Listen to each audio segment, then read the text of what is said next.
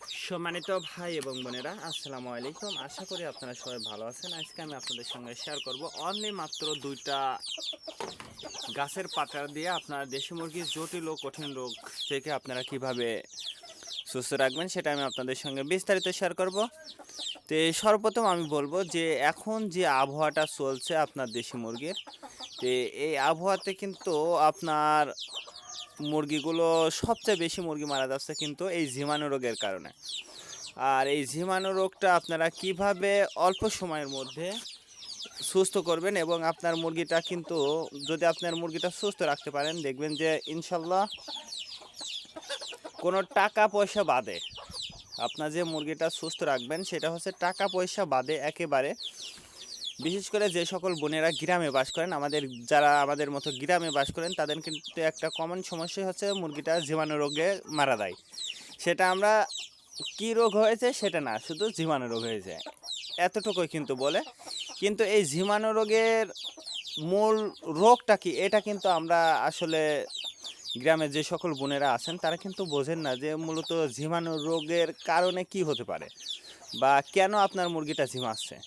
তো আপনি যদি এই রোগটা, জীবাণু রোগটা যদি নাও বুঝতে পারেন, সেক্ষেত্রেও যদি আপনারা আপনার দেশি মুরগির বাচ্চাগুলোকে বা মুরগিগুলোকে যদি আপনারা সুস্থ করতে চান, সেক্ষেত্রে আমি বলবো যে আজকে যে ওষুধ বানিয়ে আপনাদেরকে দেখাবো বা পাতার রস দিয়ে আমি আপনাদেরকে যেটা দেখাবো, এটা কিন্তু আপনারা খুব সহজে একেবারে আপনারা যারা গ্রাম পর্যায়ে বাস করেন এই দুইটা পাতা কিন্তু আপনি পেয়ে যাবেন, আপনার বাড়ির আশপাশেই কিন্তু আপনি পেয়ে যাবেন।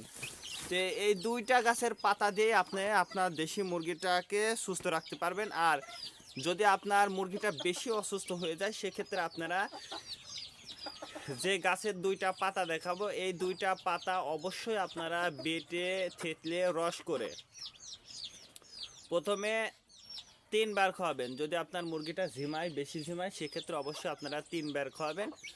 আর যদি আপনার মুরগিটা 3 দিন পরে যদি অনেকটা সুস্থতা বোধ করে বা হালকা পাতলা যদি ঝিমায়, সেক্ষেত্রে আপনারা এই পাতার রসটা অবশ্যই 5 দিন খাওয়াবেন। এবং আপনার মুরগির সর্ব অবস্থায় আমি মনে করব যে অ্যান্টিবায়োটিক ওষুধ খাওয়ানোর চাইতে আপনি বাজার থেকে যে ওষুধটাই কিনে নিয়ে আসেন না কেন, সেক্ষেত্রে কিন্তু আপনার মুরগির ওজনটা কমে যাবে। এবং মুরগি যদি ডিম পারে বা পারবে এরকম মুরগি হলে কিন্তু সেক্ষেত্রে কিন্তু আপনার মুরগিটা ডিম ঠিকমতো পারবে না এবং মুরগির বিভিন্ন রোগের সংক্রমণটা কিন্তু দেখা দিতে পারে।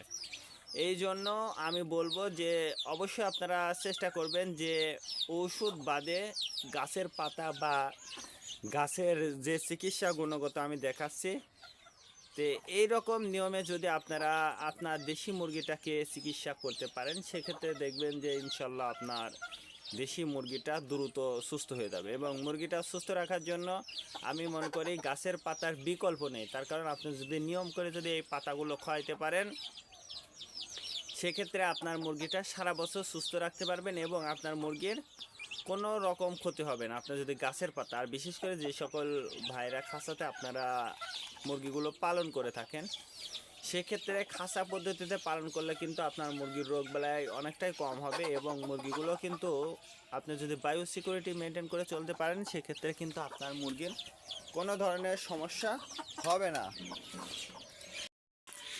তো আলহামদুলিল্লাহ আমাদের যে সবজি বাগান, তো সবজি বাগানে দেখুন গাছটা কিন্তু খুব একটা বড় না।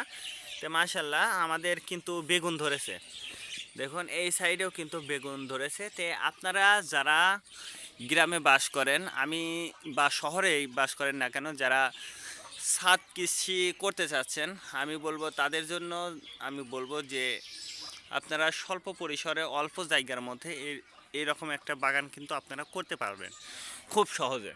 তো দেখুন আলহামদুলিল্লাহ আমাদের যে একটা মোট 2টা গাছ, আমাদের টমেটোর 2টা গাছ। তো আলহামদুলিল্লাহ দেখুন আমাদের টমেটো কিন্তু আমরা নিয়মিত টমেটো কিন্তু পাচ্ছি অনলি মাত্র 2টা টমেটো গাছে এবং মরিচের গাছ ভিতরে আছে।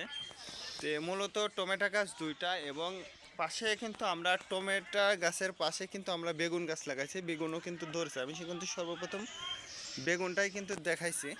তো দেখুন এই পাশে মরিচার গাছ।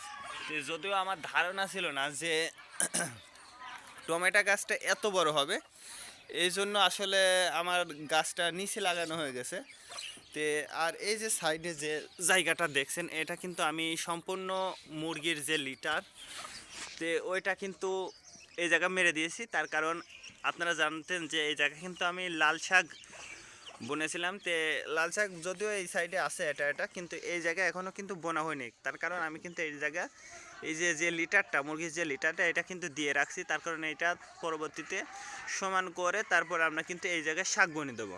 তো দেখুন এই যে সাইডেই কিন্তু আমাদের একটা লাউ গাছ লাগাইছি। তো লাউ গাছটা কিন্তু আলহামদুলিল্লাহ ছোট ছোট এই যে লাউর যে আসার যে সম্ভাবনা, যে ফুলটা, সেটা কিন্তু এসে গেছে। তো এই জায়গায় আবার লাউ গাছ আর টমেটো এবং লাউ গাছ কিন্তু অ্যাডজাস্ট হয়ে গেছে। তো গ্রামের কিন্তু এটাই কিন্তু অল্প জায়গার মধ্যে আপনারা কিন্তু এই যে আমি যেভাবে এই বাগানটা তৈরি করেছি বা বাগানটা হয়েছে, তো দেখুন এটা কিন্তু আমার যে বেড়া, এই যে আমার যে এই শাকের যে ঘিরে দেয়া, অর্থাৎ আমার যে জায়গাটা, এই জায়গাটার মধ্যে কিন্তু এইটুকুর মধ্যে কিন্তু আমার এত কিছু লাগানো হয়ে গেছে। তো যদিও জায়গাটা অনেক ছোট, তো আপনাদেরকে এই জন্য আমি দেখাচ্ছি যে এই অল্প জায়গার মধ্যে কিন্তু আপনারা চাইলে কিন্তু এইরকম একটা বাগান কিন্তু আপনারা তৈরি করতে পারবেন খুব সহজে অল্প সময়ের মধ্যে। তো এইভাবে যদি আপনারা তৈরি করতে পারেন, ইনশাল্লাহ দেখবেন যে অনেক কিছু পাবেন। তার কারণ দেখুন আলহামদুলিল্লাহ যে আমাদের টমেটো কিন্তু আমার ফার্স্টে কিন্তু ধরিনি। তো এখন যে পরিমাণ টমেটো ধরেছে আলহামদুলিল্লাহ অনেক বেশি টমেটো ধরছে, এবং ছোট বড় দিয়ে অনেক গাছ আছে এই জায়গা। তো আমি দুইটা গাছের পাতার কথা বলেছি, সেটা কিন্তু আপনি যদি নিজেও যদি খান দেখবেন যে ইনশাল্লাহ আপনি নিজেও সুস্থতা অনুভব করবেন। তো সর্বপ্রথম আমি যে গাছের পাতাটা আপনাদেরকে দেখাচ্ছি, এই গাছের পাতাটা কিন্তু আমি বলবো যে আপনার দেশি মুরগির জন্য কিন্তু খুবই গুরুত্বপূর্ণ। শুধু যে আপনারা আপনার দেশি মুরগিকে এই গাছের পাতাটা খাওয়াবেন কথা কিন্তু এমন নয়। অবশ্যই যদি আপনার নিজের ছোট্ট বাচ্চা যাদের আছে, আপনার ছোট বাচ্চাদেরকেও যদি এই পাতাটা খাওয়ান দেখবেন যে ঠান্ডাজনিত সমস্যা সহ বিভিন্ন রোগের সংক্রমণটা কিন্তু দূর হয়ে যাবে। তো এই পাতাটার নাম হচ্ছে হাড়বাউসের পাতা। এই হাড়বাউসের পাতাটা কিন্তু আপনারা খুব সহজেই পেয়ে যাবেন বাড়ির আশপাশে। তো এই পাতাটা কিন্তু আমি নিয়ে নিলাম। তারপরে যে পাতাটা সেটা হচ্ছে জাবলং পাতা। এই জাবলং পাতাটা কিন্তু আপনারা সবাই চেনেন। এই যে এটা আর একটা নাম আছে হচ্ছে লতারের পাতা, আপনি যে নামে ডাকেন না কেন। তো এই পাতাটা দিয়েও কিন্তু আপনারা আপনার দেশি মুরগির বাচ্চাগুলোকে কিন্তু সুস্থ রাখতে পারবেন। তো এইটা কিন্তু বেটে রস করে, তো আলহামদুলিল্লাহ দেখুন আমাদের কিন্তু এই রস করা হয়ে গেছে। তো এইভাবে রস করে আপনার যতটুকু যেগুলো মুরগি আছে যতটুকু প্রয়োজন ততটুকুই কিন্তু আপনারা রস করে দেবেন, তাহলে দেখবেন যে ইনশাল্লাহ আপনার দেশি মুরগিটা দ্রুত সুস্থ হয়ে যাবে। তাই আজকে এই পর্যন্ত ভালো থাকবেন, আল্লাহ হাফেজ।